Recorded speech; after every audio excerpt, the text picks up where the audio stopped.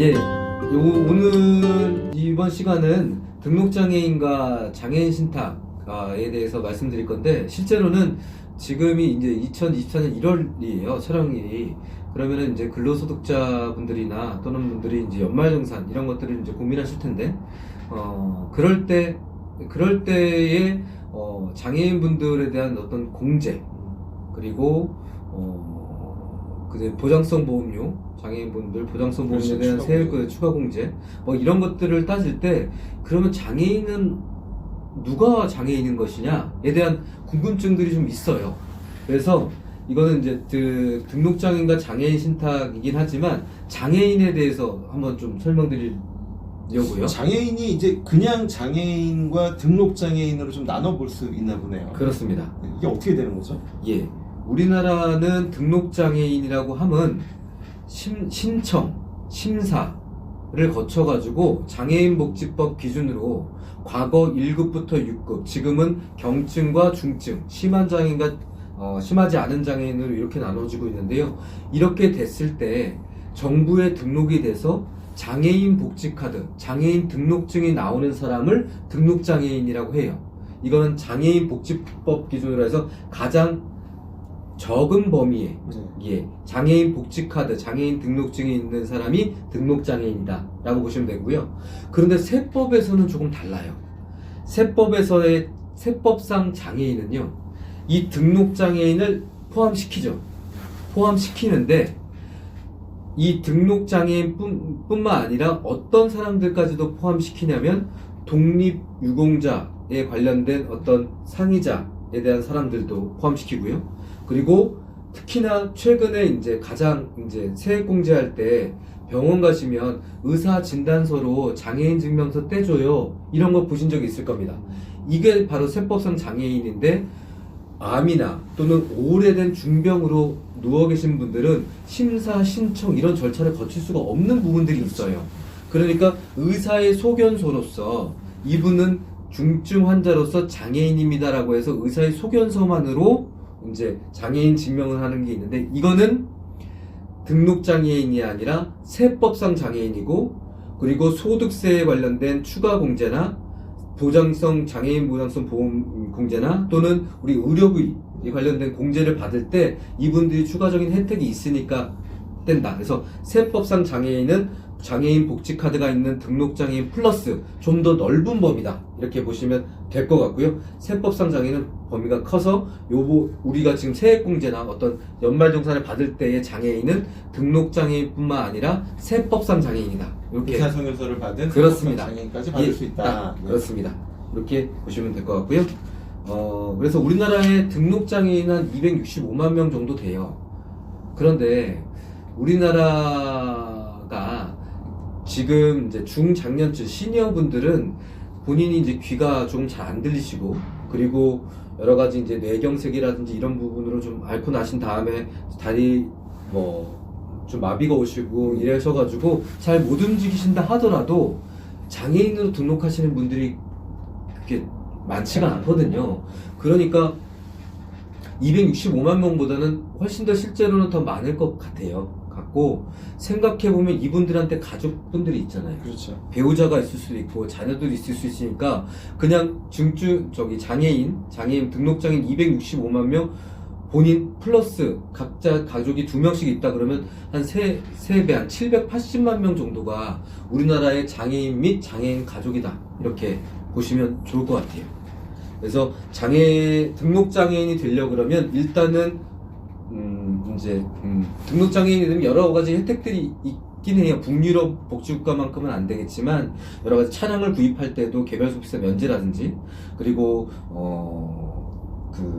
등록장애인이 되면 중증의 장애인분들은 장애인연금, 경증의 장애인분들은 장애인 수당, 이런 것들이 나올 수도 있고 여러 가지 복지사업 혜택들이 있어요. 그런 부분을 받으시려면 정부의 사업에 혜택을 받으시려면 등록장애인이 되셔야 되거든요.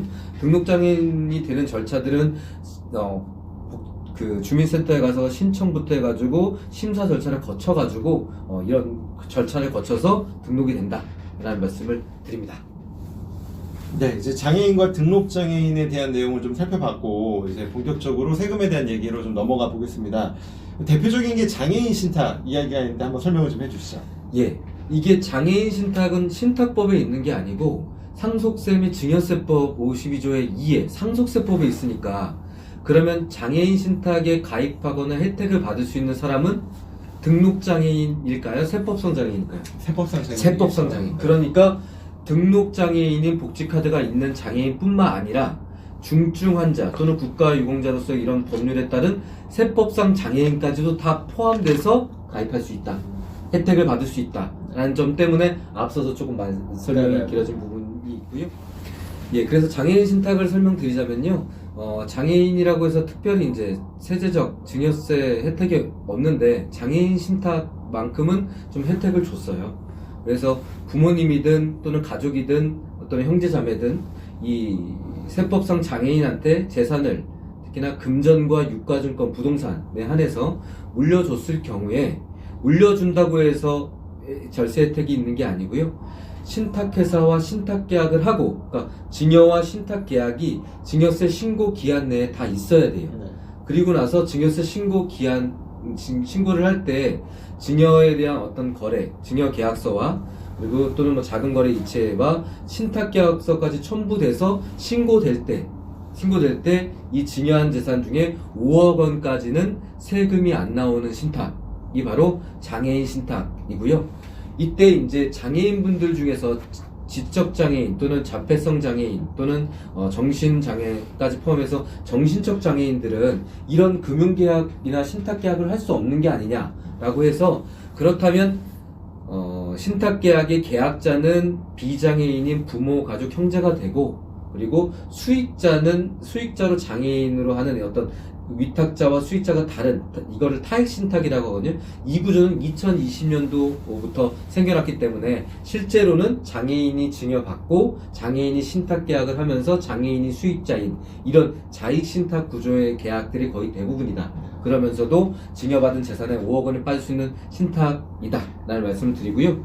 여기서 다시 한번 말씀드리지만 장애인은 법인은 등록장애인 뿐만 아니라 예를 들어서 국가유공자 지원에 관한 법률, 그리고 장애인 아동복지법에 따른 부분, 특히나 더 중요한 거는 항시 치료를 요하는 의사수견서에 의사가 장애인 증명서를 쓴 소득세법 시행규칙에 따른 장애인 증명서를 취급할 수 있는 그 기간 내에 있는 사람까지도 포함한다는 점이고요. 이때 그러면 이 5억 원까지, 그러니까 5억 원의 재산, 소형 아파트, 서울의 아파트를 장애인한테 물려줬을 때 세금이 있느냐? 신탁으로. 그냥 부동산을 물려주면 세금 나와요. 그렇죠. 그러나 이거를 증여세 신고 기한, 증여일의 말일로부터 3개월 이내에 증여 신탁까지 하고, 신탁계약까지 하고, 신탁계약서 여러 가지 필요소들을 신고 때 넘겨주면은 5억 원까지는 이 세금이 안 나오는데, 단 조건이 있어요. 우리 세제 혜택 상품들이 까다롭잖아요. 까다롭죠. 그냥 안 주죠. 그냥 안 주죠. 첫 번째, 신탁회사와 계약해야 된다는 거예요. 은행, 증권사, 보험사, 신탁 업무를 하는 신탁회사와 신탁계약을 해야 된다는 거. 그리고 이 신탁 기간은 장애인이 돌아가실 때까지 계속 유지해야 된다는 거. 그리고 여기서 발생하는 이자와 원금이 있을 텐데, 이자 부분은 장애인이 반드시 수령해야 되는 것이고, 그리고 원금 같은 경우에, 원본 같은 경우에는 중증 장애인에 한해서만 자금 인출이 가능하다는 점. 이거를 장애인이 살아계실 때, 돌아가실 때까지 이 신탁계획을 유지할 때만 이 혜택을 주는 거기 때문에, 엄밀히 말하면 장애인 신탁은 장애인이 재산을 받을 때는 증여세, 절세 혜택 부분이 있지만 장애인이 돌아가신 다음에는 제대로 세금 걷겠다는 겁니다. 그런 부분에 어떤 상속 증여세 부분에 있어가지고 어떻게 보면 이월과세다. 이월과세 형태의 납부의 조건이 있는 것이 아니냐라는 부분이 있다라는 말씀을 드리겠습니다. 이 중증 장애인 분들이 원본을 빼서 쓰는 한도가 없나요? 예, 한도가 있어요. 그렇죠. 첫 번째는 입증되는 비용, 즉 의료비, 간병비, 특수목적 교육비 같은 경우에는 서류 등이 있겠죠. 그렇죠. 여기에 썬 서류 등이 그 입증된 서류 금액만큼 원본을 인출해드리고요. 인출해드리고, 이게 없다라고 할 경우에는, 예전에는 아예 안 됐지만, 그 지금은 중증 장애인, 즉 과거 1, 2, 3등급까지의 중증 장애인 같은 경우에는 월 150만 원까지 생활비, 그러니까 이거는 입증 안 돼도 150만 원까지는 찾아갈 수 있는 이거 의료비, 간병비, 특수목적교육비, 월 150만 원까지 생활비 이 이외에는 원본 인출할 수가 없어요. 그렇죠. 이런 부분들이 자연히 있다. 요건을 위반하게 되는 그렇죠. 거니까. 그러니까 경증 장애인들은 이 장애인 신탁하실 때 되게 고민하셔야 돼요. 왜? 원금을 인출할 수가 없으니까. 예. 그래서 의료비, 간병비, 특수목적교육비 월 150만 원을 인출할 수 있는 원금을 이자는 다 어떤 장애인이든 세법상 장애인이든 등록장애인이든 중증장애인이든 경증장애인 다 이익은 받았을 수 있지만 이 원금 자체를 찾아갈 수 있는 사람은 중증장애인인데 그렇다면 가장 많이 받는 질문이 이 소득세법상 시행규칙에 따라서 중증 환자가 장애인 신탁에 가입할 수 있고 5억 원까지 증여세에 대한 절세는 받을 수 있지만 원금 인출할 수 있느냐라는 질문들을 하시거든요. 그렇지 않아요. 중증 장애인과 중증 환자는 다릅니다. 중증 장애인 같은 경우에 원금을 인출할 수가 있는데 장애인복지법 또는 장애인고용촉진법에 중증 장애인 즉 복지카드가 있는 1, 2, 3등급 장애인만 가능해요. 그리고 5.18 민주화 운동 관련 보상등에 관련 법률에 따른 장애 등급 3급 이상의 지정된 자, 그리고 고엽제 후유증에 따른 고엽증의 환자로서 장애 이상의 등급을 판정을 받은 자 내에 중증 환자는 없어요. 즉 중증 환자는 5억 원까지 증여세에 관련된 절세 혜택은 받을 수 있지만 여기서 원금은 찾을 수가 없다. 현재 그 부분은 기억하시면 의사소견서를 받아서 중증 환자가 돼서 장애인 신탁 가입은 되지만 원금은 못 뺀다. 예, 증여세 절세 혜택은 있지만 원금은 못 뺀다. 네. 가장 많이 타액 신탁도 있습니다. 타액 신탁은 장애인 신탁에서 위탁자가 장애인이 아닌 비장애인 분들, 부모나 가족이나 형제자매가 되겠죠. 이 비장애인분들이 이제 수익자인 장애인 이걸 타액 신탁이라고 해요. 타액 신탁이라고 하는데 이 타액 신탁은 지금 증여가 일어나지 않기 때문에 장애인 신탁으로 볼 수 있느냐 없느냐에 대한 어떤 부분도 있어요. 왜 이거를 장애인 신탁으로 신고할 때는 장애인이 첫 수익을 받을 때 이걸 장애인 신탁으로 신고해야 되는 부분들이 있거든요. 신탁 계약 당시에는 증여세 신고 의무가 없고 아직 준 게 아니니까 예, 그런 부분들이 때문에 사항들이 있는데요. 아무튼 타액 신탁 같은 경우에는 일단은 신탁회사와 계약해야 됩니다. 위탁자는 비장애인이고요. 수익자인 사람은 장애인이어야 되고요. 그리고 수익자인 장애인이 이익을 전부 받아가야 되고요. 그리고 수익자인 장애인이 사망하기 전까지는 신탁 해지 또는 만료되는 경우 위탁자가 해지할 수 있잖아요. 비장애인이. 그럴 때에도 이 신탁 재산은 누구한테 가야 되냐면 수익자한테. 예, 수익자인 장애인한테 가야 됩니다. 그리고 수익자 장애인을 변경할 수가 없어요. 장애인으로 해놨다가 비장애인으로 변경할 수가 없고요. 그리고 장애인이 사망하기 전에 위탁자가 먼저 사망할 수가 있잖아요. 그럼 위탁자가 비어있는 상황일 수 있잖아요. 이때는 위탁자의 지위가 장애인이 받아야 되는, 그러니까 장애인이 위탁자와 수익자가 동시에 되는 자익신탁 구조로 바뀌게 되는 모든 구조를 충족해야 된다 라는 말씀을 드리겠습니다. 장애인 신탁의 타액 신탁보다는 지금 당장 증여하면서 절세하고 싶은 니즈가 있으신 분들이 있고, 그리고 장애인 자녀분들의 생활 터전, 소형 아파트라든지 이런 터전을 만들어주고 싶은 부모님의 니즈 때문에 타액 신탁보다는 자익 신탁을 많이 활용하는 측면들이 있다라는 점까지 말씀을 드리고요. 이 장애인 신탁 관련해서 마지막으로 유의할 사항은 장애인이 재산을 받았어요. 5억 원 정도를 받았습니다. 그러면 어떤 문제가 생기느냐 하면 첫 번째는 국민기초 생활수급권자 그리고 장애인연금, 장애인 수당이 없어지거나 줄어들 수 있어요. 왜? 재산을 많이 받았기 때문에. 그리고 이걸 만약 금전으로 활용하셔가지고 여기에 이자 금액이 5억 원에서 예를 들면 요즘에 금리가 높아가지고 4%짜리의 상품을 든다. 그럼 2천만 원 되면 금융소득 종합과세에 해당될 수도 있어요. 그리고 금융소득 종합과세에 해당되는 사람뿐만 아니라 만약 이걸 받을 때 부동산은 5억이었지만 이 가액이 올라갔어요. 그런데 금융소득이 1,000만 원이 넘어요. 그러면 또 어떤 부분이 발생하냐면 건강보험료까지도 발생해야 된다는 부분들이 있기 때문에 이 재산을 장애인 신탁을 받을 때는 증여세, 절세 이면에 첫 번째는 국민기초 생활수급권자에 관련된 수급권, 그리고 장애인연금과 수당에 대한 급여 문제 가 없어지거나 줄어들 수 있다. 그리고 두 번째는 여기에 발생되는 이자에 대한 부분에 대해서 금융소득 종합과세에 대해 해당될 수 있다. 그리고 이 부분에서 부동산이라든지 어떤 가액이 높아진다 그러면 예, 건강보험. 건강보험료까지도 고민해야 된다. 그 장애인 신탁을 고민하는 이유는 그건 것 같아요. 이제 부모님들이 자식을 낳아서 잘 건강하게 커서 살기를 원했는데 뜻하지 않은 사고라든지 뜻하지 않은 지병으로 인해서 혼자 살기가 좀 어려운 거죠. 그럼 이제 부모님들은 걱정이 돼요. 내가 죽고 나서 얘들은 어떻게 살 것이냐. 그래서 적어도 얘가 살 수 있는 집은 좀 만들어주고 싶다라는 의미에서 부동산을 장애인 신탁하는 경우가 되게 많은데, 제가 상담하면서 좀 리스키했던 건 그런 거였던 것 같아요. 빌라나 뭐 단독주택 같은 걸 줬어요, 장애인 신탁으로. 근데 얘가 오래돼서 재개발 재건축이 돼요. 그러면 이제 그런 질문들을 합니다. 내가 딱 5억 원어치 했으니까 얘가 나중에 재개발 재건축이 되면 가액이 10억 뭐 이렇게 올라간단 말이에요.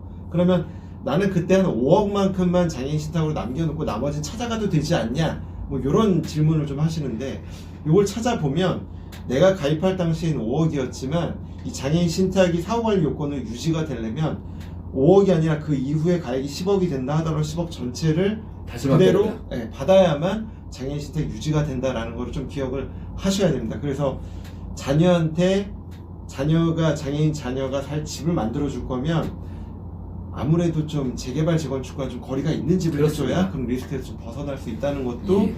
참고적으로 같이 기억을 해두시면 좋을 것 같습니다. 예, 그러니까 재개발 재건축에 관련된 부분은 우리나라 재개발 재건축이 조합 방식의 사업 양수도 방식이거든요. 토지와 건물들을 다 넘겨가지고 그렇지. 개발하는 방식이기 때문에 이게 해지가 된단 말이에요. 원래 해지가 되면 증여세 토해내셔야 되는데 이 부분은 부득이한 사유이기 때문에 준공인가일 건축 이제 다 된 상태에서 이제 이 인가일로부터 2개월 이내에 들어오시면 되는데, 그러면 이게 5억짜리를 받았는데 재건축 재개발에 대해서 10억짜리 받았을 때 집은 50%만 싸면 그치. 되는 거구나 이렇게 생각했을 때 그게 아니고 100% 받은 이 재건축 재개발로 받은 아파트 전체를 그대로 신탁에 싸셔야 증여세에 대한 어떤 사후관리 요건이 위반되지 않는다는 부분. 특히나 이 사례는 토지 수용에 관련된 부분도 있었거든요. 그래서 토지가 이제 수용될 때 예전에 장애인 신탁으로 받은 토지가 수용 때 5억 원을 받으셨는데 수용가액은 7억 원이었어요. 그러니까 이거 5억 원만 싸면 되는 거 아니냐라고 했을 때 7억 원을 다 안 쌌기 때문에 이거에 대한 증여세의 추징 사유가 있었기 때문에 그 세무사님께서 이 부분을 짚어주신 것 같습니다. 오늘 되게 저도 좀 많이 배운 것 같아요. 장애인 신탁과 관련해서 좀 몰랐던 부분들을, 특히 장애인 그 구분, 등록 장애인 분들과 장애인에 대한 구분이라든지 그 원금을 찾아갈 수 있는 그 범위에 대한 것도 좀 구체적으로 저도 잘 배운 것 같습니다. 네, 아주 유익한 시간이었습니다. 감사합니다. 네, 감사합니다.